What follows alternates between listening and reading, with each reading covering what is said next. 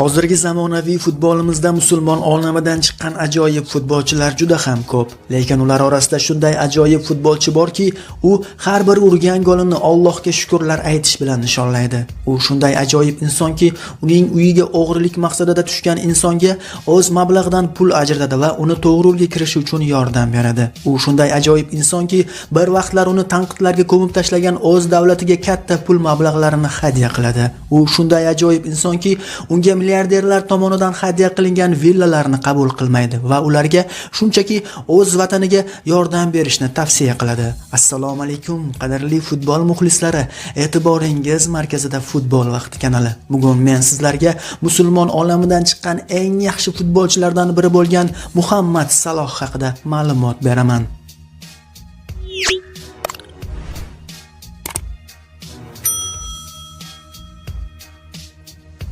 Muhammad Saloh 1992-yilning 15-iyunida Misrning Nagrik viloyatida eng kambag'al oilalarning birida dunyoga kelgan futbolchi bolalik davrida o'ta og'ir sharoitlar ostida katta bo'lgan. Lekin u futbolni juda ham yaxshi ko'rgan. Shuning uchun bo'lsa kerak, uyidagi eski va xira ko'rsatadigan televizor orqali Chempionlar Ligasi o'yinlarini tomosha qilgan. U yoshligidan Braziliyalik Ronaldo, Zinedine Zidane hamda Totti kabi futbolchilarning o'yinini ko'rib tomosha qilib katta bo'lgan.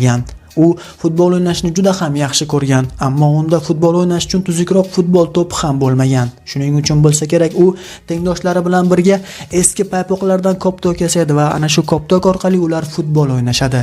2002-yilga kelib Pepsi kompaniyasi Misrda yosh bolalar o'rtasida futbol turniri o'tkazadi. Aynan mana shu turnir Salohning hayotiga katta burilish yasashga xizmat qiladi. Saloh ushbu turnirda o'zining tezkor va ajoyib futboli bilan hammani lol qoldiradi va Al Makavlin klubi futbol akademiyasi Muhammad Salohni o'z futbol akademiyasiga taklif qiladi. Ana endi yosh Muhammad Saloh uyidan bir necha kilometr uzoqlikda bo'lgan futbol akademiyasiga qatnashni boshlaydi. Tasavvur qilyapsizmi? 10 yoshli Muhammad Saloh ertalab maktabga yo'l oladi. Maktabdan chiqib esa to'ppa-to'g'ri futbol akademiyasiga yo'l olishga to'g'ri keladi. U futbol akademiyasiga yetib borish uchun ro'ppa-rosa 2 soat vaqtini yo'lda sarflaydi va futbol mashg'ulotlarini o'taydi. Futbol akademiyasidan chiqib esa yana 2 soat vaqt sarflab o'z uyiga qaytadi. Tasavvur qilyapsizmi, bir kunda 4 soat vaqtini u shunchaki yo'lda sarflab o'tkazadi. U mana shunday qiyinchiliklar orqali futboldagi mashg'ulotlarni o'qiydi va futboldagi bilimlarini oshirib boradi. U Misrning eng kuchli yosh futbolchilar qatoridan bo'lib yetishib chiqadi va 18 yoshga to'lgan vaqtida Al Makavlin klubi futbolchi bilan shartnoma imzolaydi. Mana shunday qilib 18 yoshli Muhammad Saloh Misr Oliy Ligasida o'zining ajoyib harakatlari bilan hammani lol qoldirishni boshlaydi va uni Misr milliy terma jamoasiga ham chaqirishadi.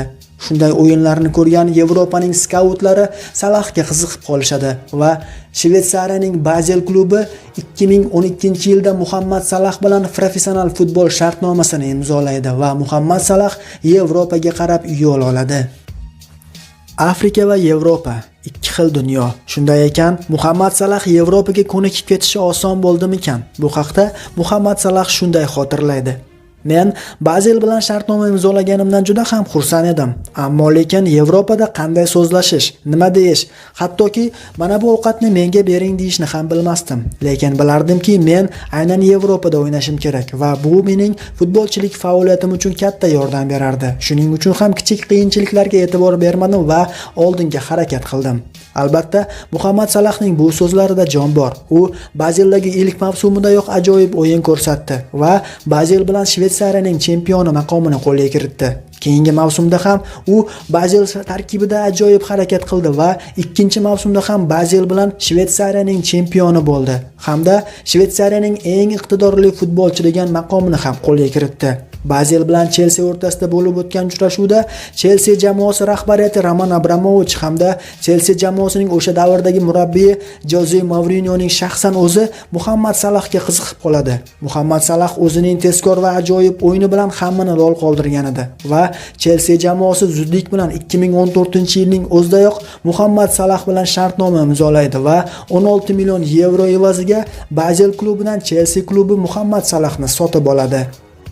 Yevropaning o'rta miyona jamoasidan to'ppa-to'g'ri Angliya Premyer Ligasining eng kuchli jamoasi tarkibiga borib qo'shilgan Muhammad Salah Chelsea jamoasida o'z o'rnini topa olmadi. Bunga sabab esa Muhammad Salahning birozgina tajribasizligi bo'lsa, ikkinchi o'rinda Jose Mourinyoning Muhammad Salahga yetarlicha imkoniyat bermaganida deb bilaman. Chunki Muhammad Salah Chelsea'dagi butun boshli faoliyati davomida bor-yo'g'i 13 marotaba maydonga tushgan. Keyinchalik 2015-yilda Chelsea jamoasi Muhammad Salahni Fiorentina jamoasiga ijaraga berib yubordi. Fiorentina jamoasi esa Muhammad Salahga Chelsea'dan ko'ra ko'proq ishonch bildirdi. Bu ishonchni esa Muhammad Salah 2 marta oqladi. Muhammad Salah o'zining ajoyib o'yini bilan Fiorentina jamoasiga katta yordam berdi va u o'zining ajoyib o'yinlari bilan Roma jamoasi e'tiboriga tushdi. Roma jamoasi hech ikkilanmasdan Muhammad Salahni Chelsea jamoasidan 1 yilga ijaraga oldi va keyinchalik sotib olish shartini ham bunga qo'shib qo'ydi.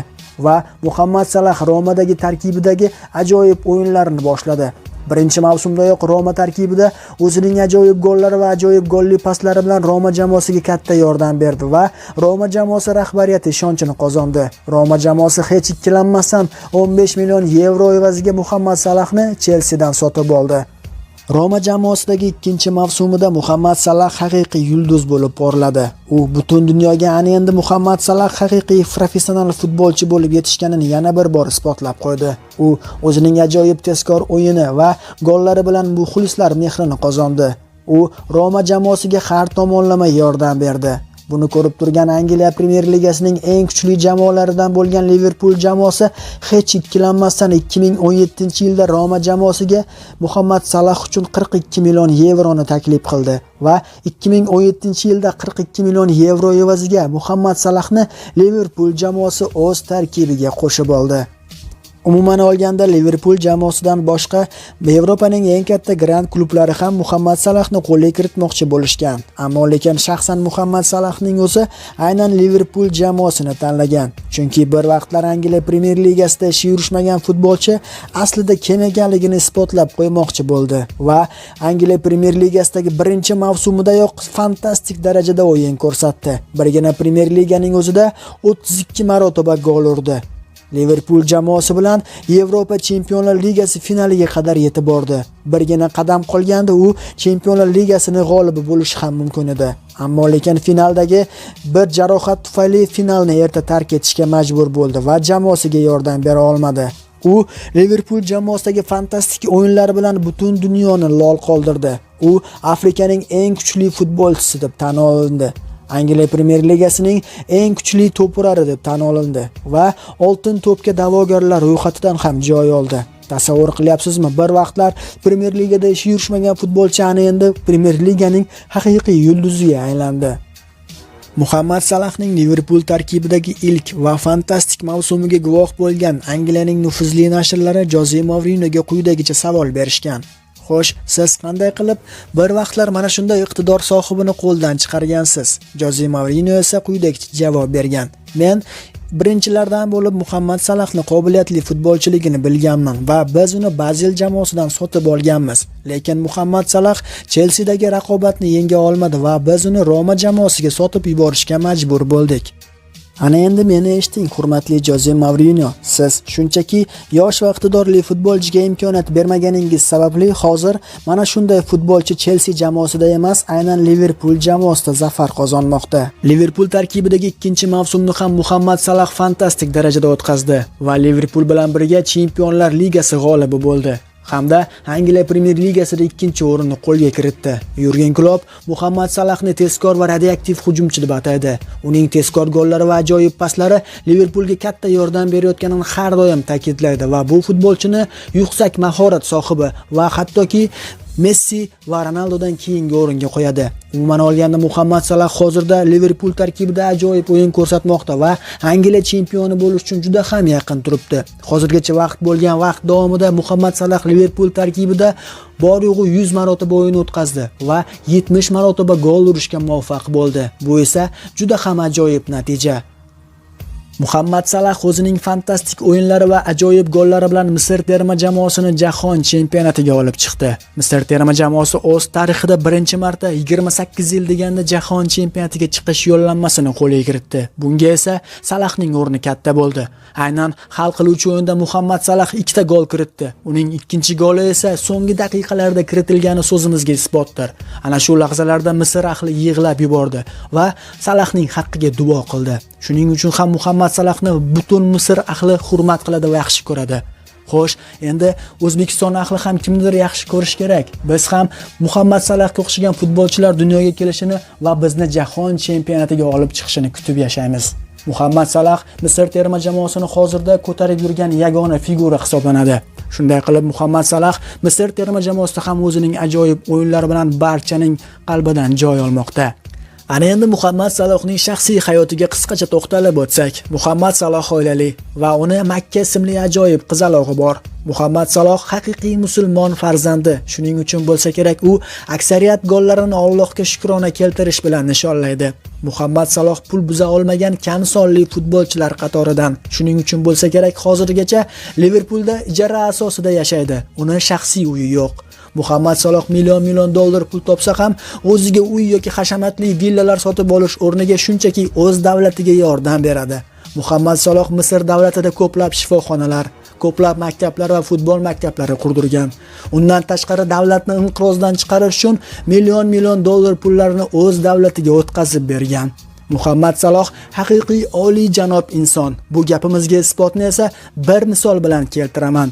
Bir kuni Muhammad Salohning Misrdagi uyiga o'g'ri tushadi va 3-4 kun o'tgandan keyin ushbu o'g'rini politsiya qo'lga oladi va uni sudga topshirishadi. Muhammad Saloh esa o'g'rini suddan ozod qilishlarini talab qiladi. O'g'rini ozod qilishadi. Hammasi shu bilan tugamaydi. Muhammad Saloh ushbu o'g'riga pul mablag'idan yordam beradi va uni yaxshigina ishga joylashtirib qo'yadi. Qanday qilib bu voqealarni eshitgandan so'ng siz Muhammad Salohga hurmat bajo keltirmasligingiz mumkin. Shaxsan men ushbu videoni tayyorlayotgan paytimda yig'lab yubordim. Shuning uchun bo'lsa kerak, Muhammad Salohga yana bir bora mehrim qo'shdi. Muhammad Saloh haqiqiy musulmon futbolchisi. Men mana shunday futbolchilar borligidan faxrlanaman. Xo'sh, siz Muhammad Saloh haqida qanday fikrdasiz? Bu haqda kommentariyalarda yozib qoldiring. Ishoning, siz futbol haqidagi eng yaxshi kanaldasiz. Keyingi videolarda ko'rishguncha xayr, salomat bo'ling.